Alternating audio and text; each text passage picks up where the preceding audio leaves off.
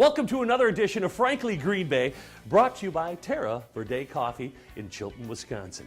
I have a playwright. He's been published. The guy's phenomenal, and he's a professor at UWGB. Ladies and gentlemen, Mr. Brian Sutton.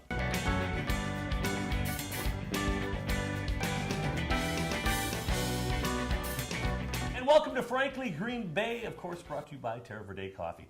Got Mr. Brian Sutton. How you doing, my friend? Just fine. How are you? You know, I'm not going to hold it against you that you went to Michigan and Ohio State, but pretty cool being a professor at UWGB. Tell me about your job and what you do. Well, I direct the English Composition Program in the Writing Center, and then I teach some literature courses as well, and some interdisciplinary humanities. Well, I was reading your email, and man, the punctuation was perfect. Now, let's talk about this great musical, Searching for Romeo. And how did it come to you?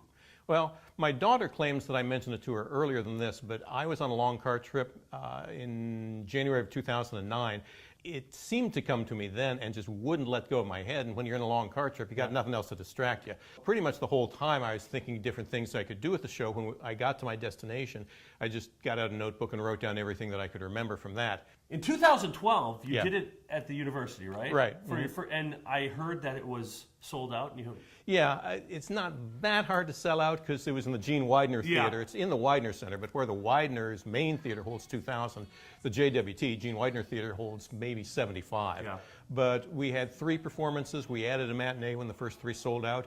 And the Monday after the run, the box office manager at the Widener sent me an email where she basically said a lot of the people leaving it said they wanted to see it again, wanted to bring their friends, and asked me, can you add another weekend? As it turned out, we couldn't. But, you know, it was nice to be asked. It was nice to know that the play had done well with people. So you send the show to New York, to the festival, which is called, what's the festival called again? I think now they call it the New York Musical Festival. It was then the New York Musical Theater Festival. Yeah, and they did a reading first, and they liked it so much that they decided to... It's a pretty competitive thing. They have like 350 applicants every year for 10 slots. Yeah. But they liked it enough that the first time it made the finals, they have a short list of 20 that they cut to 10. And it didn't make that, and then they did the staged reading. The next year, I revised it some, and it made the top 10. Now, Rosalind and Paris are the main characters in Searching for Romeo, and they're like friends of Romeo and Juliet kind of thing, right? And how does their love affair start?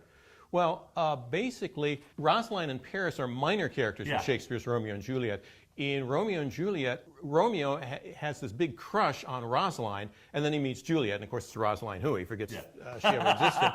At the same time, Paris is trying to arrange a marriage through the father with Juliet, and he ends up almost marrying her, unaware that she has secretly married Romeo. So they are kind of the losers in love. Brian, where do you see Searching for Romeo going? I mean, do you have a vision where you want it to go? Well, it is published. It's published by Steel Spring Stage Rights. They then are also, in effect, my representative to try to get productions of it. You know, I'd like to see it in a lot of high schools and colleges, community theaters. If professionals want to do it too, that'd be great. Folks, if you get a chance, get out and see it. I mean, Brian Sutton, what a talent. Get out and see it, and it's going to be, again, November 17th through the 19th at the UWGB Theater, and they can get tickets. Through the UWGB box office and at the website. If you just go to the UWGB Theater website, you can get it that way. Pretty cool meeting this guy. Thank you, Brian Sutton, for joining me. I enjoyed it. Join me next week as I bring you another creative person from northeastern Wisconsin.